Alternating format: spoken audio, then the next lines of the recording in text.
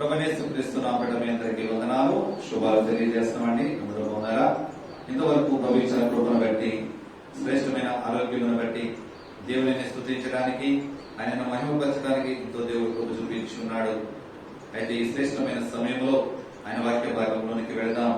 మత్తయి సువార్త 25వ అధ్యాయము 29వ వచనాన్ని చదువుకుందాం. మత్తయి సువార్త 25వ అధ్యాయము 29వ వచనాన్ని చదువుకుందాం. కలిగిన ప్రతివానికి ఇయ్యబడును, అతనికి సమృద్ధి కలుగును. లేనివాని యొద్ద నుండి వానికి కలిగినదియు తీసివేయబడును. ప్రార్థన చేసుకుందాం. దేవాని స్తోత్రములు తండ్రి, పరిశుద్ధుడా, మహోన్నతుడా, మహాగణుడా, మీకే వందనాలు స్తోత్రములు చెల్లించుండగా అయ్యా ఈనాడు తండ్రి ప్రభు చదవబడిన లేఖన భాగం మరొకసారి మీ పాదం ఎందుకు వచ్చి ఉన్నాము. కనికరించండి ప్రభు, కరుణించండి నాయన.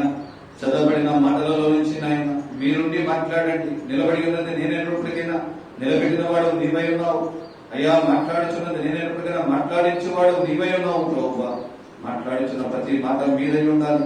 మీ సిలువు చాటున మరుగుపరుచుకుని నీ బలమైన వాక్శక్తితో నాతో మాతో మీరు మాట్లాడండి నాయన. నీ వాక్యము వినగలే చెవి, గ్రహించే హృదయమును మాకు దయచేయండి ప్రభువా. ఇటువంటి అపవాది ఆలోచనకి తావలేకుండా ప్రారంభం నుంచి ముగిపో వరకు మీరు తోడేంటి నడిపించండి నాయన. మీరు కృప చూపించి విత్తబడుతున్న ఆత్మీయ ఆహారము ముఖదంతులుగా, అరుదంతులుగా, నూరంతులుగా బలభరితముగా వాడుకున్నాయి. యేసు క్రీస్తు అడుగుతున్నాను మా పేపర్లో తండ్రి, ఆమేన్.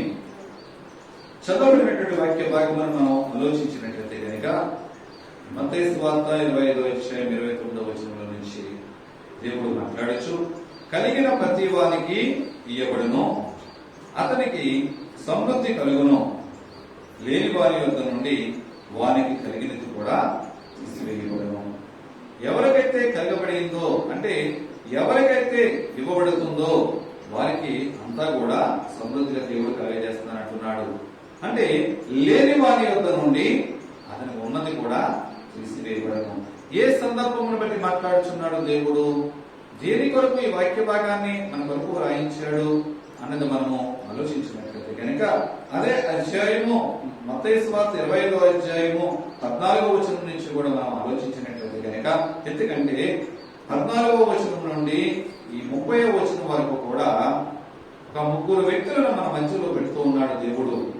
సందర్భము దేని కొరకు మాట్లాడుతున్నాడంటే కనుక తన పరలోక రాజ్యములో నియమాన్ని అంటే నియమించే వ్యక్తులని ఏ విధముగా నియమిస్తాడు, పరలోక రాజ్యములో అంటే దేవుని యొక్క రాజ్యములో మనుషుల యొక్క విధి విధానాలు ఎలా ఉంటాయి, వారి నియామకం ఎలా ఉంటది అని దేవుడు అక్కడ మనతో మాట్లాడుచున్నాడు. అయితే ఈ లోకంలో ఉన్నటువంటి సమాజంలో కూడా కొన్ని విధి విధానాలను బట్టి, గవర్నమెంట్ పెట్టినటువంటి రూల్స్ ను బట్టి ఒక పంచాయతీ ప్రెసిడెంట్ ని ఎన్నుకోవాలన్నా, లేకపోతే మండల ప్రెసిడెంట్ ని ఎన్నుకోవాలన్నా, ఒక ఎమ్మెల్యేని ఎన్నుకోవాలన్నా, ఎవరిని ఎన్నుకోవాలన్నప్పటికైనా ఒక కొన్ని రూల్స్ ఉంటాయి. ఎలక్షన్ బట్టి ఆ నెంబర్లు అంటే వార్డు మెంబర్స్ ఎన్నుకోవడాన్ని బట్టి ఒక అధికారిని అంటే ఒక పరిపాలించే నాయకుడిని ఎన్నుకుంటూ ఉంటారు.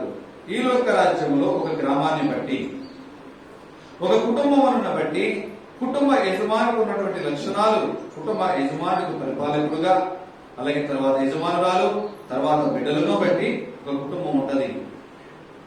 కానీ ఈ లోకంలో ఉన్నటువంటి ఒక కుటుంబం బట్టి, ఒక గ్రామం బట్టి, ఒక మండలాన్ని, ఒక జిల్లాని, ఒక రాష్ట్రాన్ని బట్టి ఈ విధమైనటువంటి ప్రణాళికలతో మనం ముందుకు వెళ్తున్నాం. కానీ దేవాది దేవుడు తన రాజ్యములో బిడ్డలను చేర్చుకోవడానికి, తన రాజ్యానికి వారసులుగా వస్తున్నటువంటి బిడ్డలను బట్టి ఎవరిని ఏ పొజిషన్ లో ఉంచుతాడు. మన ఇంట్లో ఏదైనా ఫంక్షన్ జరుగుతూ ఉంటది, బంధువులందరినీ కూడా ఆహ్వానిస్తూ ఉంటాం. ప్రతి ఒక్కరూ కూడా అందరూ కూడా ఫంక్షన్కి వెళ్ళిన వాళ్ళే, ఫంక్షన్ చేసిన వాళ్ళమే. కానీ మీ ఫంక్షన్కి లేకపోతే మీ కుటుంబంలోనికి ఒక ఉన్నతమైన వ్యక్తులని, గవర్నమెంట్ ఆఫీసర్లు కావచ్చు, లేకపోతే రాజకీయ నాయకులు కావచ్చు, లేకపోతే మీ బంధువులలోనే ఉన్నతమైన స్థితి ఉన్నవారు కావచ్చు, వస్తున్నారు. ఏం చేస్తారు? మీరు చివరి సీట్లో కూర్చోబెడతారా, మొదటి సీట్లో కూర్చోబెడతారా? ఏ సీట్లో కూర్చోబెడతారు? అంటే విఐపి గ్యాలరీ అని చెప్పి ఎదర వేస్తూ ఉంటారు. అంటే వెరీ ఇంపార్టెంట్ పర్సన్స్, వాళ్ళని ముందు కూర్చోబెడుతూ ఉంటారు. అదే పేదవారు వచ్చారు, లేకపోతే సామాన్య ప్రజలు వచ్చారు, సామాన్య ప్రజలకు ఒక కేటగిరీ వేస్తారు, లేని వారికి ఒక కేటగిరీ వేస్తూ ఉంటారు. ఈ లోక మనుషులుగా మనుషుల ఆలోచన విధానం ఆ విధంగా ఉంది. దేన్ని బట్టి ఆలోచిస్తారు? మనిషికి ఉన్నటువంటి ధనవంతులు కాకపోయినప్పటికైనా అతను ఉన్నటువంటి హోదాను బట్టి గౌరవిస్తూ ఉంటారు, అతనికి ఉన్నటువంటి అంత చందములను బట్టి గౌరవిస్తుంటారు, అతనికి ఉన్నటువంటి యోగ్యత అంటే ధనమును బట్టి అతనికి ప్రాధాన్యత ఇస్తూ ఉంటారు. కానీ దేవాది దేవుడు మాత్రము నీకున్న ధనములను బట్టి కాదు, నీకున్న భోగభాగ్యాలు అందచందములను బట్టి కాదు, నీకున్నటువంటి పేరు ప్రఖ్యాతులు బట్టి, లేకపోతే ఈ లోకంలో ఉన్నటువంటి హోదాను బట్టి ఆయన పరలోకంలో నీకు స్థానం కేటాయిస్తానని చెప్పట్లేదు.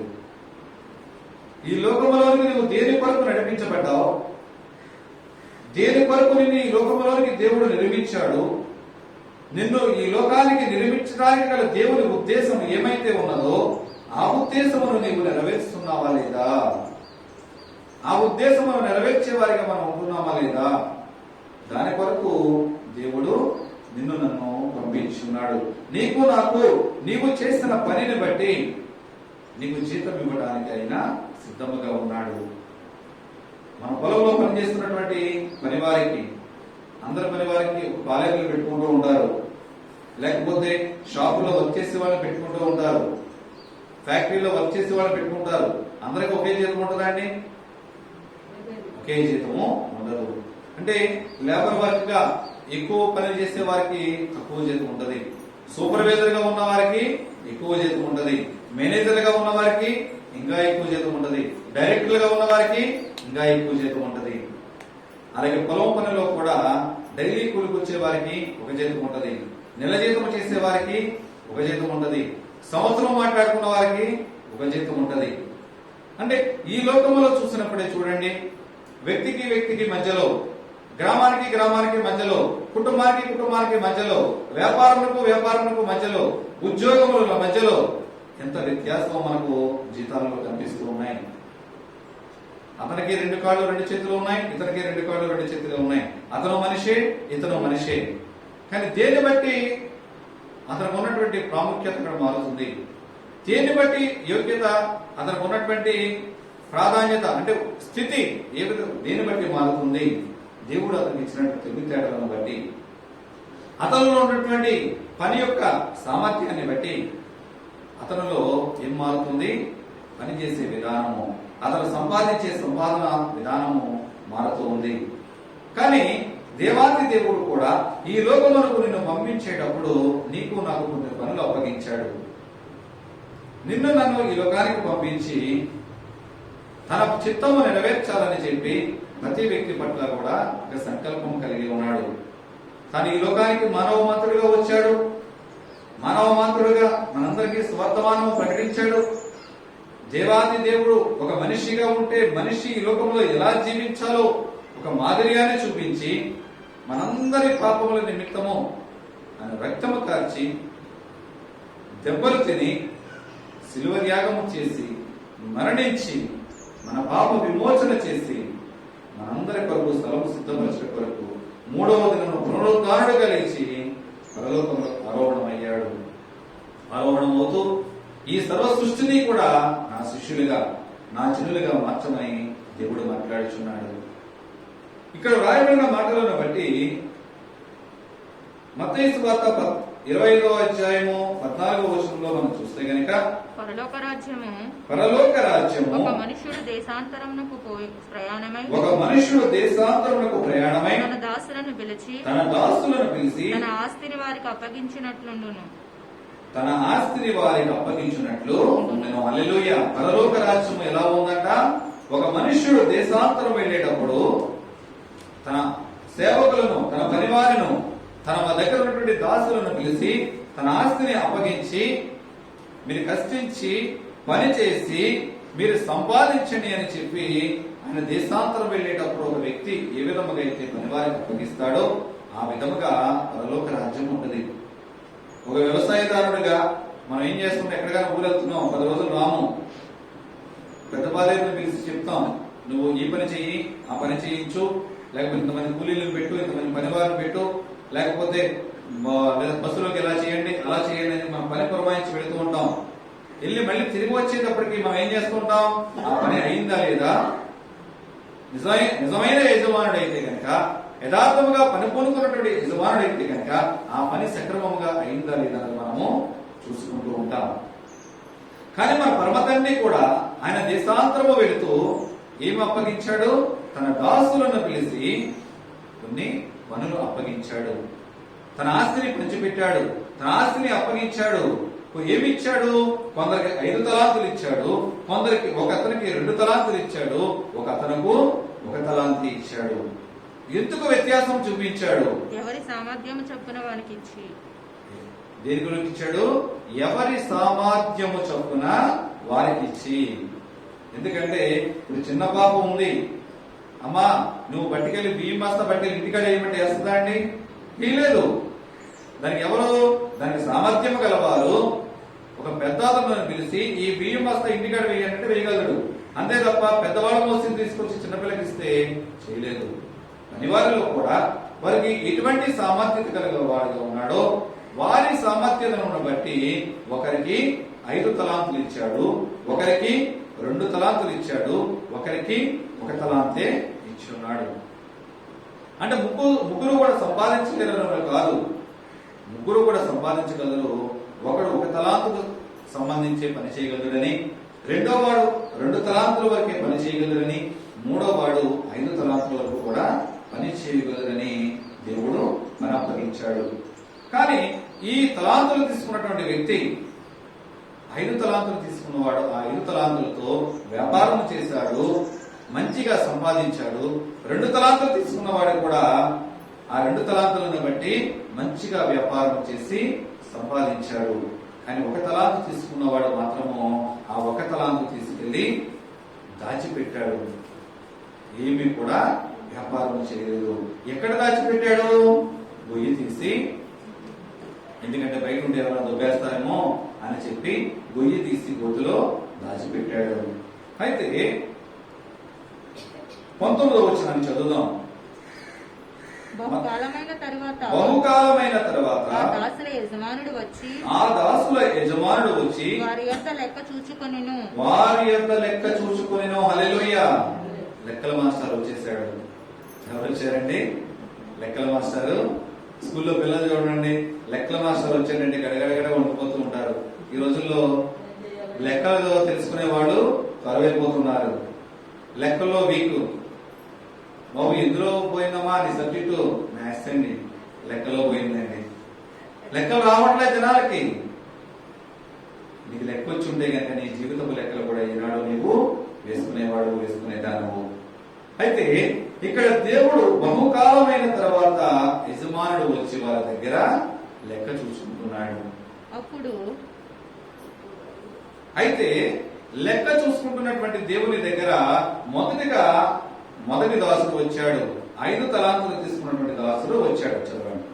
అప్పుడు 5 తలాంతులు తీసుకున్న వాడు మరి 5 తలాంతులు తెచ్చి, అయ్యా నీవు నాకు 5 తలాంతులు అప్పగించిదివే, అవియుగాక మరి 5 తలాంతులు సంపాదించుతునని చెప్పాను. హల్లెలూయా. అయ్యా నువ్వు నాకు 5 తలాంతులు ఇచ్చావు, నీవు ఇచ్చిన తలాంతులను బట్టి నేను మరి ఒక 5 తలాంతులు నేను నీ కొరకు సంపాదించాను అని చెప్పి దేవుని దగ్గర ఎన్ని పరిచాడండి? 10 తలాంతులు పరిచాడు. అంటే 5కు 5 వేసి 5కు 10 తలాంతులు ఇచ్చాడు. ఎన్ని రోజుల తర్వాత వచ్చాడు ఆయన యజమానుడు? బహుకాలమైన తర్వాత. రోజులు పెట్టలేదండి, నెలలు పెట్టలేదు, సంవత్సరాలు లెక్క చెప్పలేదు. బహుకాలమైన తర్వాత వచ్చినటువంటి యజమానుడికి 5కు 5 10 తలాంతులు తెచ్చి, అయ్యా నీవు నాకు 5 తలాంతులు ఇచ్చి ఉన్నావు, దానిని బట్టి మరొక 5 తలాంతులు నేను సంపాదించి ఉన్నాను. వెంటనే యజమానుడు మాట్లాడుతున్నాడు. అతని యజమానుడు, బలా నమ్మకమైన మంచి దాసుడా. నమ్మకమైన మంచి దాసుడా, నీవు ఈ కొంచెములో నమ్మకముగా ఉంటివి, నీవు ఈ కొంచెములో నమ్మకముగా ఉంటివి, నిన్ను అనేకమైన వాటి మీద నియమించదనని నిన్ను అనేకమైన వాటి మీద నియమించదను, నీ యజమానుని సంతోషములో నీ యజమాని సంతోషములో పాలు పొందుదని అతనితో చెప్పెను. హల్లెలూయా. బలా నమ్మకమైన మంచి దాసుడా, ఈ కొద్దిలోనే నీవు నమ్మకముగా ఉన్నావు, నీ యజమానుని సంతోషంలో నీవు కూడా పాలు పొందమంటున్నాడండి. ఎందుకంటే నీకు అప్పగించినటువంటి పని నువ్వు ఎప్పుడైతే దేవుని కొరకు నమ్మకముగా పనిచేస్తావో ఆ నమ్మకమైన పనిలో నీ కష్టము కలగవచ్చు, బాధలు రావచ్చు, శోధన రావచ్చు, నువ్వు నలగొట్టబడచ్చు, కరిగింపబడచ్చు. అయినప్పటికైనా సరే నీవిచ్చిన ఈవులను దేవుని కొరకు సంపూర్తిగా నువ్వు వాడబడినట్లయితే గనక బడా నమ్మకమైన మంచి దాసుడా దాసురాలా, నీ యజమానుడి సంతోషంలో నీవు కూడా పాలు పొందమని నేను ఎక్కడికి ఆహ్వానిస్తాడు? పరలోక రాజ్యంలో తన సింహాసనం చెంతగా నిన్ను ఆహ్వానించడానికి నేను సిద్ధంగా ఉన్నాడు. ఆయన ఇచ్చే విందులోనికి నిన్ను కూర్చోమనడానికి, నీకు ఆహ్వానం పలకడానికి ఆయన సిద్ధంగా ఉన్నాడు.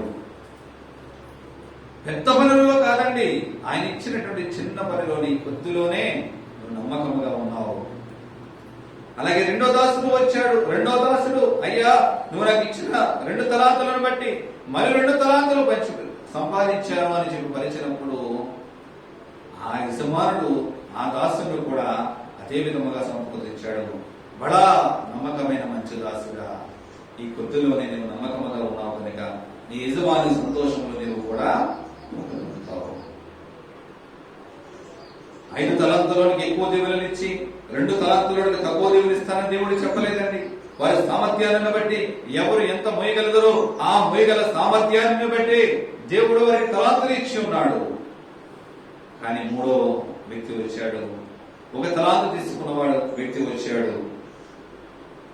తరువాత 1 తలాంతు తీసుకున్నవాడు వచ్చి, అయ్యా నీవు విత్తిన చోట కోయివాడవును, చల్లని చోట పంట కూర్చుకుని వాడవునైనా కఠినుడు అని నేను ఎరుగుదును గనుక నేను భయపడి వెళ్ళి నీ తలాంతును భూమిలో దాచిపెట్టి తిని, ఇదిగో నీది నీవు తీసుకున్నావని చెప్పాను. హల్లెలూయా. ఎంత సోమరిపోతండి. యజమానుడితో మాట్లాడుతున్నాడు, అయ్యా నీవు విత్తని చోట కోయువాడు అని. విత్తని చోట కోయటం అంటే ఏంటి? దౌర్జన్యం చేసేవాడు అని. కొన్ని చోట్ల చూడండి, పంట చేను ఒకరిది, పంట కోసుకునేవారు దౌర్జన్యం చేసి మరీ కోసుకుంటూ ఉంటారు.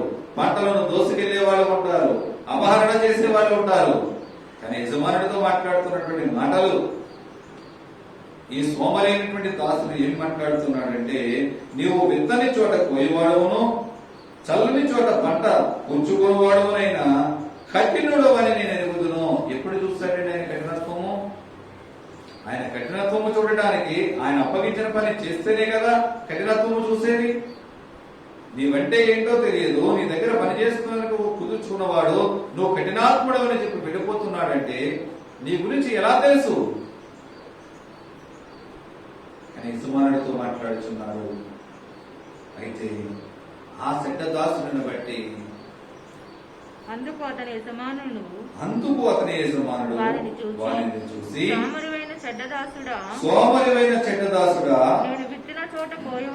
నేను విత్తని చోట కోయవాడను, చల్లని చోట పంట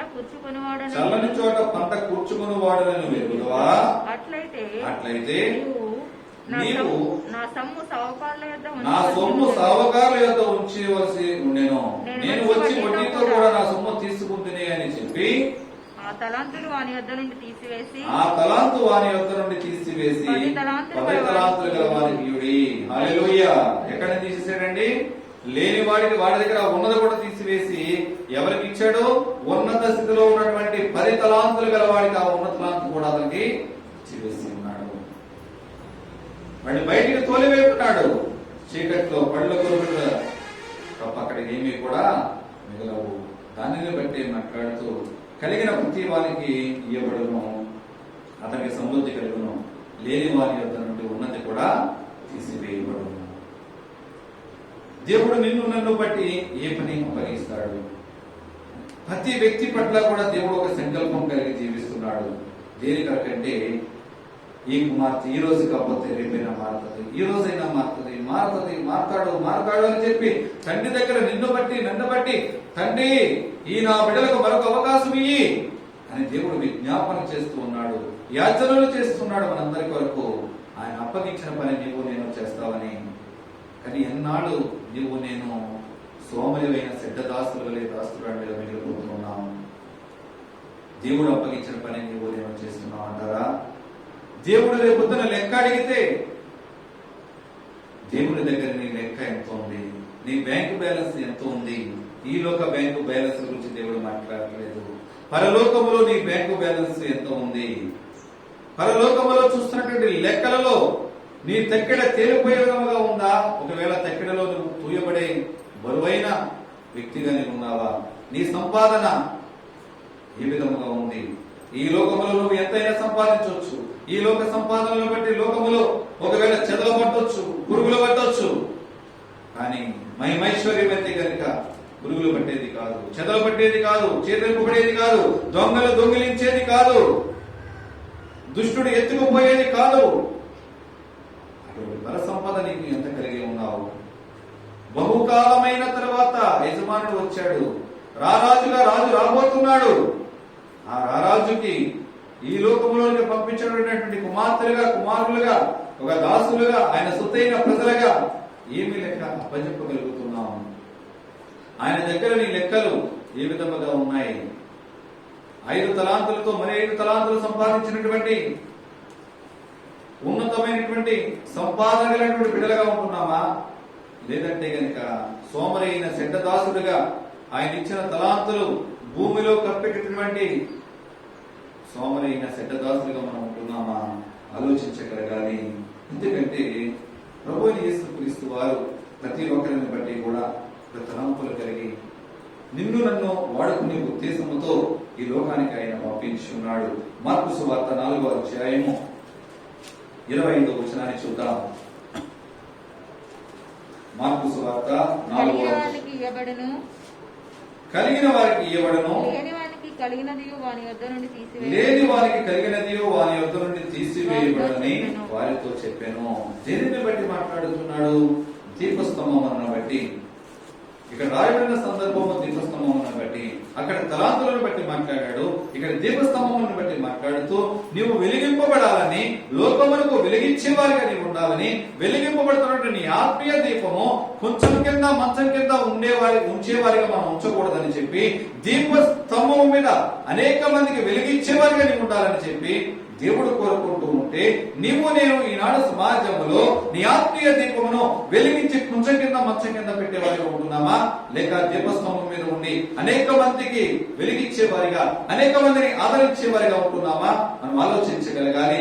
ఒకవేళ నీకు ఇచ్చినటువంటి ఆత్మీయ జీవితమును నువ్వు వెలిగించి కొంచెం కింద మంచం కింద పెడితే కనుక నీ దీపమును ఆరిపోజేసి వెలిగించి దీపస్తంభం మీద ఎవరైతే ఉంచబడతారో కలిగిన వారికి అత్యధికంగా కలిగించడానికి, లేని వారి దగ్గర నుంచి ఉన్నది కూడా తీసివేయడానికి సిద్ధంగా ఉన్నటువంటి దేవుడు. ప్రతి క్రైస్తవుడు కూడా ఆత్మీయంగా ఎదగాలని, ఆత్మీయ స్థితిలో బలపరచబడాలని దేవుడు కోరుకుంటూ ఉన్నాడు. ప్రతి వ్యక్తిని బట్టి కూడా ఆయన రాజ్యములో నియమాలు ఏ విధముగా ఉంటాయి? విశ్వాసులు దేవుని యొక్క సత్యాన్ని కృప కొరకు ఎదురు చూసేవారిగా, అనునిత్యము ఆయన కృపను పొందుకునేవారిగా ఉండాలని చెప్పి దేవుడు కోరుకుంటూ ఉన్నాడు. కానీ నీవు నేను ఆయన కృప కొరకు కనిపెడుతున్నామా? ఆయన సత్యములో ఎదగడానికి ఆలోచన కలిగి మనం జీవిస్తున్నామంటారా? ఆలోచించగలగాలి. ఒకవేళ అటువంటి ఆలోచన తలంపులు కనుక లేకపోతే కనుక దేవుని కొరకు ఎదురు చూసేవారిగా, ఆయన కృప కొరకు ఎదురు చూసేవారిగా లేకపోయినట్లయితే కనుక మనకిచ్చిన తలాంతులను తీసివేసి ఎవరికి ఇస్తానంటున్నాడు? అత్యధికంగా ఉన్నవారికే తలాంతులు ఇస్తానని మాట్లాడుతున్నాడు. క్రైస్తవ జీవితంలో ఉన్నటువంటి ప్రతి బిడ్డకి ఎవరైతే మార్పు చెంది మారు మనసు పొంది రక్షణ అనుభవాలకు నడిపించబడతాడో ఆ నడిపించబడినటువంటి వ్యక్తికి దేవుడు తప్పక తలాంతులు ఇస్తాడు. ప్రార్థించే తలాంతు ఇవ్వచ్చు, దర్శనాలు తలాంతులుగా ఇవ్వచ్చు, ఒకవేళ కృపావరములని తలాంతులు ఇవ్వచ్చు, వాక్చాతుర్యులుగా తలాంతులు ఇవ్వచ్చు, సువార్త ప్రకటించే తలాంతు ఇవ్వచ్చు, దేవుని మహిమపరిచే పాటల ద్వారా మహిమపరిచే తలాంతులు ఇవ్వచ్చు, వాయిద్యంలో వాయించే తలాంతులు ఇవ్వచ్చు, మందిరంలో పరిచర్య చేసే తలాంతులు ఇవ్వచ్చు, అనేకమైన తలాంతులు ఇస్తూ ఉంటాడు. ఏ తలాంతు నీకు ఇవ్వలేదు అంటే గనక తండ్రితో నీకు సంబంధము లేదు. నువ్వు దేవుని మందిరంలో ఏ పనికి పనికి రాకుండా నువ్వు నిష్ప్రయోజనముగా ఉంటున్నావంటే గనక పనికి రానటువంటి చెడ్డ దాసులుగా నీవు నేను ఉంటున్నట్లే. దేవుని మందిరంలో, దేవుని మందిరం అనేటువంటి దేవాలయంలో, దేవుని మందిరం అనేటువంటి ఆయన దేహములో ఒక అవయవముల వలె మనందరము ఉన్నాం. కానీ అందులో ఒక ఎముక పని చేయట్లేదు, ఒక అవయవం పని చేయట్లేదు, ఒక వేలు పని చేయట్లేదు. మనకు వేలు పని చేయట్లేదంటే ఆ వేలుకి ఎటువంటి స్పర్శ కూడా ఉండదు. వాక్యములు చెప్పుతూనే ఉంటాం, వాక్యములను వింటూనే ఉంటారు, కానీ వాక్యములు మర్చిపోతూనే ఉంటారు. స్పర్శ లేని జీవితము. ఎందుకంటే ఒక పక్కంతా సచ్చుపడిపోయినటువంటి పక్షవాయువు గలవాడు ఏ విధముగా అయితే జీవిస్తాడో మన ఆత్మీయ జీవితము కూడా ఎటువంటి స్థితిలో ఉన్నదంటే పక్షవాయువు గలవాడితో సమానముగా పని చేయనటువంటి స్థితిలో, దేవుని మందిరం అనేటువంటి ఆయన దేహములో పని చేయనటువంటి అవయవాలుగా ఒకవేళ జీవిస్తున్నావేమో. నీ దగ్గర ఉన్నది కూడా తీసి ఎవరికి ఇస్తానంటున్నాడు? ఉన్న వారికి ఇస్తానంటున్నాడు. ఈనాడైనా దేవుడు నా కొరకు ఈ తలాంతి ఇచ్చాడు, ఈ తలాంతు నేను వాడుకుంటాను అని ఏనాడన్నా కనిపెట్టగలిగామా? ఈనాడైనా దేవుని పాదంలో చింతపడి, ప్రభువా నాకు ఇచ్చిన ఈ తలాంతును నేను ఏ విధంగా వాడబడాలి, లేకపోతే నాకు ఏ తలాంతి ఇవ్వదలసి ఉన్నావు, నాకు తలాంతి ఇచ్చావు కానీ నేను గుర్తిరగలేకపోయినానే, నాతో మాట్లాడు, నీవు ఇచ్చిన తలాంతులను బట్టి నేను నీకు ఏ యోగ్యమైన పాత్రగా నేను వాడబడతానో నన్ను వాడుకో ప్రభు అని చెప్పి ఏనాడన్నా అడగగలిగామా దేవుణ్ణి? అడగలేదండి. వాక్యాలు వింటూ ఉంటాం, ప్రసంగాలు టీవీలో వింటూ ఉంటారు, దేవుని మందిరంలో వింటూ ఉంటారు, కానీ మన జీవితాలు ఎక్కడ ఉన్నాయంటే ఎక్కడ వేసిన పనులు ఎక్కడ అన్నట్టుగా. దేవుని మందిరావరణంలో, దేవుని మందిరం అనేటువంటి ఆయన దేహంలో స్వచ్ఛపడిపోయినటువంటి ఒక అవయవం మరి, ఒక కాలు స్వచ్ఛపడిపోతే మనిషికి ఎటువంటి నిష్ప్రయోజనంగా మనిషి ఉంటాడు, ఒక చెయ్యి స్వచ్ఛపడిపోతే మనిషికి ఎటువంటి నిష్ప్రయోజనముగా ఉంటాడు. మన ఆత్మీయ జీవితము కూడా దేవుని ఎడల, దేవుని సత్యాన్ని, దేవుని కృపను పొందుకోలేనటువంటి ఆత్మీయ జీవితము, దేవుని ఇచ్చిన తలాంతులను ఉపయోగించుకోలేనటువంటి మన ఆత్మీయ జీవితము, మనము కూడా అటువంటి స్వచ్ఛపడిపోయినటువంటి వారిగానే మనం జీవిస్తున్నాము. ఎందుకంటే అందరైతే దేవుని కృపలో ఎదుగుతున్నామని అపోహలలో ఉంటూ ఉంటారు. ప్రతి క్రైస్తవుడు కూడా అయితే దేవుని కృపలో ఎదుగుతూ ఉంటాడు, లేకపోతే కనుక దేవుని కృపలో నుంచి తప్పిపోయే వారిగా ఉంటారు. కానీ మధ్యస్థికంగా మాత్రము ఉండటానికి అవకాశం లేదు. పేతురు రాసినటువంటి 2వ పత్రిక 3వ అధ్యాయము 17-18 వచనాలు చదువుకుందాం. ప్రియులారా, మీరు ఈ సంగతులు ముందుగా తెలుసుకుని ఉన్నారు. మీరు ఈ సంగతులను ముందుగా తెలుసుకుని ఉన్నారు కనుక మీరు నీతి విరోధుల తప్పు బోధ వలన తొలగింపబడి మీకు కలిగిన స్థిర మనసును విడిచి పడిపోకుండా కాచుకుని ఉండండి. మన ప్రభువును రక్షకుడైన యేసుక్రీస్తు అనుగ్రహించు కృపయందు జ్ఞానమందును అభివృద్ధి పొందుడి.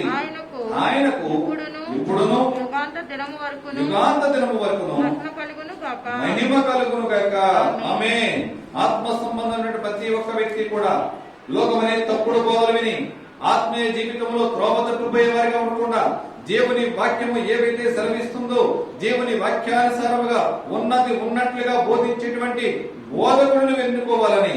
ఒకవేళ ఎవరో తప్పుడు బోధలతో ఒకవేళ త్రోవ తప్పించే పనిలో కనుక వారు ఉంటే కనుక వారిని చేదరించి బయటకు పంపివేసే వారిగా ఉండాలి. కానీ నీ ఆత్మను మాత్రం ఏ విధంగా పట్టుకోవాలి? గట్టిగా పట్టుకునే వారిగా. నువ్వు త్రోవ తప్పిపోయే వారిగా నీవు ఉండకూడదు. దేవుని కృపయందు జ్ఞానమందు ఎవరైతే ఉంటారో వారందరూ కూడా త్రోవ తప్పిపోవాలని చెప్పి బైబిల్ లేఖనాలు తెలియజేస్తూ ఉన్నాయి. ఎందుకంటే ఆత్మ సంబంధంగా నువ్వు పడిపోకూడదు, ఆత్మీయ సంబంధంగా నువ్వు భ్రష్టత్వంలోకి నువ్వు వెళ్ళకూడదని చెప్పి దేవుడు కోరుకుంటూ ఉన్నాడు. ప్రతి వ్యక్తి కూడా ఆత్మసంబంధమైనటువంటి భ్రష్టత్వంలోకి దిగజారిపోకూడదని చెప్పి దేవుడు కోరుకుంటూ ప్రతి ఒక్కరూ కూడా అంతిమముగా దేవుని కొరకు వాడబడాలని దేవుడు కోరుకుంటూ ఒక 3 విషయాలను మనకు బయలుపరుస్తూ ఉన్నాడు. ఫిలిప్పీయులు రాసిన పత్రిక 3వ అధ్యాయము 13-14 వచనాలు చదువుకుందాం.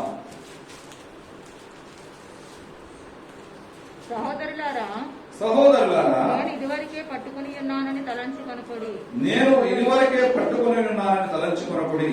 అయితే ఒకటి చేయుచున్నాను, వెనుక ఉన్నవి మరచి ముందున్న వాటి కొరకై ఎగరపడుచు క్రీస్తు యేసునందు దేవుని ఉన్నతమైన పిలుపునకు కలుగు బహుమానము పొందవలెనని గురి యొద్దకే పరిగెత్తుచున్నాను. హల్లెలూయా. గురి యొద్దకే. మన గురి ఏమై ఉండాలి అంటే కనుక ప్రభువుని యేసు క్రీస్తు వారై ఉండాలి. మన గురి ఏమై ఉండాలి అంటే కనుక దేవుడిచ్చిన నా తలాంతులను బట్టి నాకు ఏ తలాంతులైతే ఇచ్చి ఉన్నాడో, నాకు ఏ పని అయితే అప్పగించి ఉన్నాడో ఆ పనిలో గురి యొద్దకు పరిగెట్టే వారిగా మనం ఉండాలి. ఎందుకంటే పరుగు పందెంలో పరిగెట్టేవాడు నువ్వు ఆ గుమ్మం దాకా వెళ్ళి తిరిగి రావాలి అంటే కనుక వాడి చూపు ఎక్కడ ఉండాలి? ఆ గుమ్మం వైపే ఉండాలి. కానీ దిక్కులు చూసేవాడిగా ఉంటే మన పక్క ఉన్నవాడు ముందుకి పరుగులెట్టేస్తూ ఉంటాడు. మన ఆలోచన తలంపులు దేవుడు ఏ తలాంత అయితే ఇచ్చున్నాడో మన గురి యొద్దకే పరుగులెట్టేవారిగా మన ఆత్మీయ జీవితము జీవించాలని చెప్పి దేవుడు మాట్లాడుతున్నాడు. ఒక క్రైస్తవుడుగా ఆత్మ సంబంధమైన విషయాల్లో మనం నేర్చుకుంటూ మన గురి ఏమై ఉన్నది? పరలోక రాజ్యానికి వారసు కావాలనే గురి ప్రతి క్రైస్తవుడికి ఉండాలి. ప్రతి విశ్వాసికి నేను పరలోక రాజ్య వారసురాలని కావాలి. ఆ గురి కలిగి మనం జీవించగలగాలి. అంటే మాట మాత్రమే నోటితో అంటున్నానంటే సరిపోదండి. ఆత్మీయ నడవడికలు, మన క్రియలు, ఆలోచనలు, తలంపులు, దేవుడిచ్చే తలాంతులను బట్టి మనం వెళ్ళగలిగితే కనుక మాత్రమే ఆయన పరలోక రాజ్యమునకు ప్రవేశించగలము. ఆయన ఆజ్ఞలను పాటించకుండా ఆయన వాగ్దానాల కొరకు నేను ఎదురు చూస్తాను అంటే కనుక ఆయన రాజ్యానికి వారసులు కావడం మన వల్ల కానే కాదని చెప్పి బైబిల్ గ్రంథం తెలియజేస్తూ ఉంది. నీవు నేను ఎక్కడ జీవిస్తున్నాను? నా పరుగు ఏకై ఉన్నది? పరలోక రాజ్యానికి పరుగులెట్టే వారికి మనం ఉంటున్నామా? లేదంటే కనుక పరలోక రాజ్యానికి వెళ్ళిపోతామన్న భ్రమతో ఉంటూ దేవుని నామాన్ని దూషించేవారిగా, అవమానించేవారిగా, హేళన చేసేవారిగా, అపవిత్రపరిచేవారిగా ఒకవేళ మనం ఉంటున్నామేమో ఆలోచించగలుగుదామండి. ఫిబ్రవరి పత్రిక 3వ అధ్యాయము 12-15 వచనం వరకు ఒకసారి చదువుకుందాం.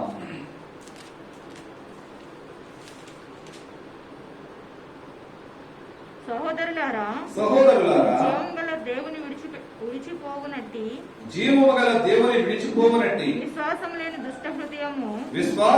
దుష్ట హృదయము మీలో ఎవరినైనాను ఒకవేళ ఉంటునేమో అని జాగ్రత్తగా చూచుకొనుడి.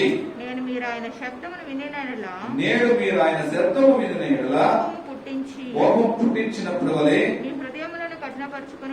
మీ హృదయములను కఠినపరచుకొనకూడని ఆయన చెప్పారు కనుక పాపముల వలన కలుగు భ్రమ చేత మీలో ఎవడును కఠినపరచబడకుండానట్లు నేడు అనబడు సమయముండగానే ప్రతి దినమును ఒకరికొకడు బుద్ధి చెప్పుకోండి. మొదటి నుండి మనకున్న దృఢ విశ్వాసము అంతము మట్టుకు గట్టిగా చేపట్టిన ఎడలనే క్రీస్తులో పాలివారమై హల్లెలూయా.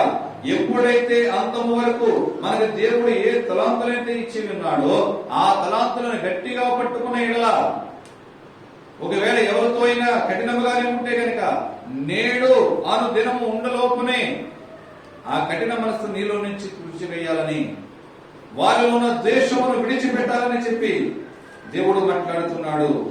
విశ్వాసము లేని దుష్ట హృదయముల వలె నీవు ఉండకూడదని నీ మనస్సాక్షిని నీవు సరి చేసుకోమని చెప్పి దేవుడు మాట్లాడుతున్నాడు. అప్పుడు మాత్రమే నీకు ఇవ్వడానికి ఈవులు ఆయన సిద్ధపరుస్తూ ఉన్నాడు. ప్రతి వానికి వాని క్రియల చొప్పున, ఎవరి క్రియల చొప్పున వారికి ఇవ్వడానికి జీతము నా దగ్గర సిద్ధముగా ఉన్నదని చెప్పి దేవుడు మాట్లాడుతున్నాడు. నా ప్రియ సహోదరుడిగా నీవు నేను ఎటు విధముగా జీవిస్తున్నాము? కోపములతో కక్షలతో ఇతర వారిని ఒకవేళ దూషించే వారిగా దూషించేదానిగా నీవు ఉంటున్నావేమో, నేడు అను సమయము నీలో ఉండగానే ఆ కక్షలు క్రోధములను బట్టి సమాధానపడమంటున్నాడు, క్షమాపణ అడగమంటున్నాడు. అటువంటి హృదయం గల వారిగా నీవు నేను జీవించాలని చెప్పి దేవుడు మాట్లాడుచున్నాడు. రెండవదిగా మనం చూస్తున్నట్లయితే కనుక ఇది హెబ్రీ పత్రిక 4వ అధ్యాయము 11వ వచనాన్ని చదువుకుందాం. కాబట్టి అవిధేయత వలన వారు పడిపోయినట్లుగా మనలో ఎవడును పడిపోకుండా పడిపోకుండా ఆ విశ్రాంతిలో ప్రవేశించుటకు జాగ్రత్త పడదము. 12వ వచనం. ఎందుకనగా దేవుని వాక్యము సజీవమై బలము గలదై రెండంచులు గల ఎటువంటి ఖడ్గము కంటెను వాడిగా ఉండి ప్రాణాత్మలను కీళ్లను మూలుగను విభజించినంత మటుకు దూరుచు హృదయం యొక్క తలాంపులను ఆలోచనలను శోధించుచున్నది. హల్లెలూయా. దేవుని వాక్యము సజీవమైనది, వాక్యము బలమైనది, వాక్యము దేవుని వాక్యమే నిన్ను నన్ను నడిపించేదై ఉన్నది. దేవుని వాక్యమే నిన్ను నన్ను పోషించేదై ఉన్నది. నువ్వు త్రోవను వెళుచుంటే నీ మార్గములకు వెలిగించేది దేవుని వాక్యమై ఉన్నది. అటువంటి దేవుని వాక్యము రెండంచులు గల వాడిగల ఖడ్గముగా నీ నరాలను, ఎముకలను, మూలుగలను చీల్చుకుంటూ వెళ్ళే ఆ వాక్యమును అశ్రద్ధ చేసే వారిగా ఉండకుండా శ్రద్ధ కలిగి ఆ వాక్యాన్ని ధ్యానిస్తూ ఆ వాక్యాన్ని నెమరు వేసుకుంటూ వాక్యానుసారముగా క్రీస్తు ఎటువంటి మాదిరియాన్ని మనకు చూపించి వెళ్ళాడో అటువంటి మాదిరికరముగా మనం జీవిస్తూ అనేక మందికి మాదిరికరముగానే ఉండాలని చెప్పి దేవుడు కోరుకుంటూ ఉన్నాడు. అయితే నీవు నేను వాక్యాన్ని చదవగలుగుతున్నామా? ఆయన వాక్యాన్ని హత్తుకునే వారికి మనం ఉంటున్నామా? ఆ వాక్యాన్ని హత్తుకోవడం అంటే బైబిల్ తీసుకుని ఎలా పెట్టుకుని వాక్యాన్ని నేను హత్తుకున్నానండి, నా గుండెల మీద ఎప్పుడు వాక్యం ఉంటుందని కాదండి. దాని గురించి దేవుడు మాట్లాడట్లేదు. వాక్యాన్ని హత్తుకోవడం అంటే నీ హృదయాన్ని తాకటము. వాక్యము హత్తుకోవడం అంటే ఆ వాక్యమును బట్టి నీలో ఉన్నటువంటి పాపమును విడిచిపెడితే మాత్రమే వాక్యము నేను హత్తుకున్నట్లు. ఒకవేళ పాపమును విడిచిపెట్టట్లేదంటే నువ్వు ఎదురుగా హృదయానికి అడ్డుబండనేటువంటి గోడను, ఒక పిల్లలను పోసుకున్నావు, ఒక కాంక్రీట్ గోడను కట్టుకున్నావు. ఎందుకు? ఒకవేళ వాక్యము లోపలికి లోపల ఉన్నటువంటి పాపము బయటికి రావాలి అని. ఆత్మీయ మరుగుజ్జులుగానే ఉంటున్నాము కానీ ఆత్మీయ స్థితిలో ఎదగలేని స్థితిలో దిగజారిపోతూ ఉన్నాం. దేవుని వాక్యాన్ని హత్తుకునే వారిగా నీవు నేను ఉండాలని చెప్పి దేవుడు కోరుకుంటున్నాడు. దేవుని వాక్యానుసారముగా నువ్వు జీవించాలని చెప్పి దేవుడు కోరుకుంటున్నాడు. ఒకరికి ఒకరు ఒకవేళ తప్పు చేసిన వారు ఎవరైనా ఉంటే ఒకరికి ఒకరు బుద్ధి చెప్పుకోనండి. సంఘముగా, సహవాసముగా కఠినమైన మాటలు ఒకవేళ మాట్లాడుతున్నప్పుడు అనేక మంది కోపం వచ్చి వెళ్ళిపోయేవారు ఉంటారు. సేవకులను తిట్టుకునేవారు ఉంటారు. అమ్మా, స్త్రీ సంఘములో, మందిరంలో ముసుగు వేసుకోవాలి అంటే వెళ్ళిపోయేవారు అనేక మంది ఉంటారు. ఈనాడు సేవకురాళ్ళు కూడా మందిరాల్లో ముసుగు లేకుండా అనేక మంది ఉంటున్నారు. ఎందుకంటే ఫ్యాషన్ షోలు పెరిగిపోయినాయి. ముసుగు వేసుకుంటే బయటకు సరిగ్గా కనిపించరు. ముసుగు లేకపోతే వారి హెయిర్ స్టైల్స్ ఎలా ఉన్నా కానీ కనిపిస్తారు. అటువంటి కఠినమైన మాటలు చెప్పుకుంటే ఈనాడు సంఘానికి నచ్చదండి. అపోస్తుల బోధ ఇటువంటి కఠినమైన పరిస్థితుల్లో ఉండదు. అటువంటి అపోస్తుల బోధ మీద కట్టబడినటువంటి ఒక విశ్వాసులుగా మనం జీవించగలగాలి. ఒక సంఘముగా మనం ఎదిగినప్పుడు మాత్రమే ఆయన వాక్యాన్ని అంగీకరించే వారిగా, ఒకరికి ఒకరు బుద్ధి చెప్పుకునే వారిగా మనం ఉంటాము. ఒకవేళ నీ తోటి సహోదరుడు ఒకవేళ తప్పు చేశాడా, నీ తోటి సహోదరి ఒకవేళ తప్పు చేసిందా, నువ్వు ఈ మార్గము కాదు, నువ్వు సక్రమైన మార్గంలో ఉండ వెళ్ళాలి. నువ్వు వాక్యానుసారం ఎలా జీవించాలి. నీవే తప్పు చేస్తున్నావు, ఎదురువారిని నువ్వు ఎలా గద్దించగలదు? నీ పాపము నేను విడిచిపెట్టట్లేదు, నీ దోషారోపణ నేను విడిచిపెట్టట్లేదు, నీ అన్యాయము నేను విడిచిపెట్టట్లేదు, ఇతరు వారికి ఎలా చెప్పగలదు? ఒకవేళ చెప్పేవనుకో, నువ్వు చేసే పని ఏంటి, నువ్వు చేసే తప్పు నాకు తెలియదా, నేను గద్దిస్తారా గద్దించరా? గద్దిస్తారండి. కనుకనే మనము ఇతర వారిని గద్దించలేకపోతున్నాము. మూడవదిగా మనం చూస్తున్నట్లయితే కనుక అదే హెబ్రీ పత్రిక 4వ అధ్యాయము 16వ వచనం చదువుదాం. గనుక గనుక మనం కనికరింపబడి సమయోచితమైన సహాయము కొరకు కృప పొందునట్లు ధైర్యముతో కృపాసనము వద్దకు చేరుదము. హల్లెలూయా, హల్లెలూయా. దేవుని చేత కనికరింపబడి యేసు అనే గొప్ప ప్రధాన యాజకుడు మనం ఉన్నాడు అన్న ధైర్యంతో దేవుని కృప వరకు ధైర్యంతో కృపాసనము వద్దకు ఆయన సన్నిధికి ఆయన పాదముల చెంతకు చేరుదమని చెప్పి దేవుడు మాట్లాడుచున్నాడు. ధైర్యం ఎక్కడి నుంచి వచ్చింది మనకి? యేసు అనేటువంటి ప్రధాన యాజకుడు మనకు ఉన్నాడు. క్రీస్తు అనేటువంటి ప్రధాన యాజకుడు మనం ఉన్నాడు. తండ్రికి మనకు మధ్యవర్తిగా ఉండి మన పక్షముగా వ్యాజ్యమాడేటువంటి ప్రధాన యాజకుడు మనం ఉన్నాడు అని ఒక ధైర్యంతో దేవుని కృపాసనం యొద్దకు పోవుదమని చెప్పి భక్తుడు మాట్లాడుచున్నాడు. నీకు నాకున్న ధైర్యం ఏంటి? చిన్నపిల్లలను అడిగితే ఎక్కడికైనా బయటకు వెళ్ళినప్పుడు ఎలా భయం ఏదేంటా అంటే మా నాన్న ఉన్నాడు కదా, భార్య భర్త చూసుకుంటాడులేండి, పిరికి పొందని స్నేహితుడు ఉంటే కనుక ధైర్యం గల స్నేహితుడు ఉంటే నా స్నేహితుడు ఉన్నాడు కదా, స్టూడెంట్ మా మాస్టర్ ఉన్నారు కదా అంటే ఒకరి మీద ఆధారపడటం. ఈ లోక మనుషుల మీద ఆ విధంగా ఆధారపడుతుంటే యేసు క్రీస్తు అనేటువంటి ప్రధాన యాజకుడు నీ పక్షముగా నా పక్షముగా తండ్రి దగ్గర విజ్ఞాపన చేస్తున్నప్పుడు అటువంటి ప్రధాన యాజకుడు ఉన్నటువంటి ధైర్యముతో కృపాసనము యొద్దకు మనము పోగుదము. నీవు నేను ఈ రోజు దేవుని సన్నిధికి ఎటువంటి ధైర్యంతో వచ్చాము? ఆయన కృపాసనము చెంతకు దేని కొరకు వచ్చి ఉన్నాం?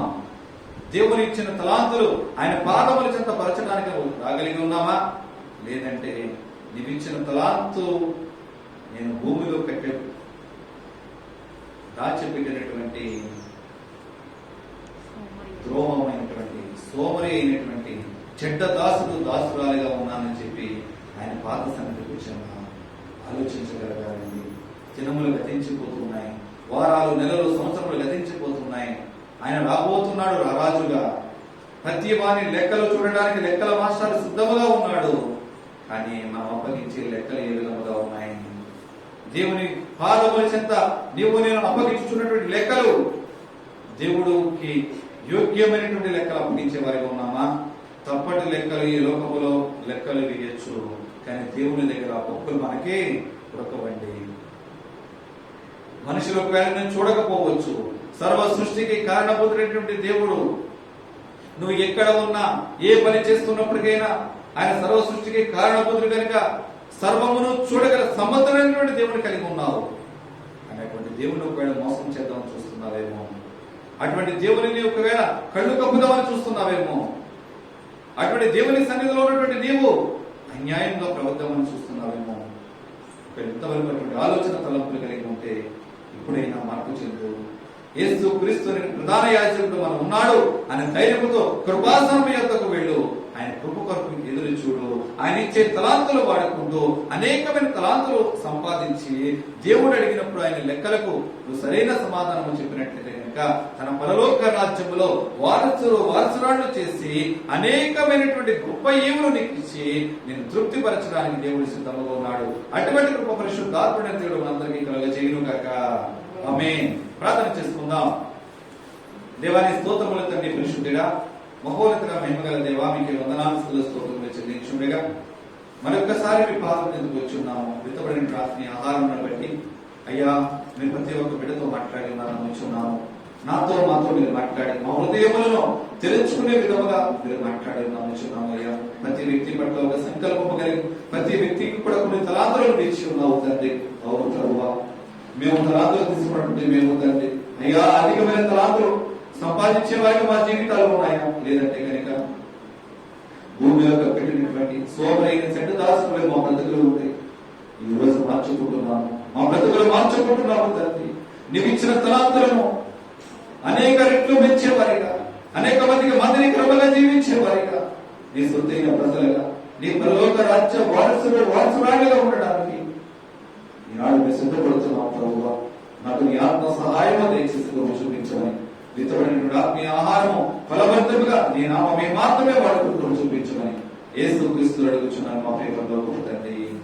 ఆమేన్ ఆమేన్ ఆమేన్. అందరికీ వందనాలండి.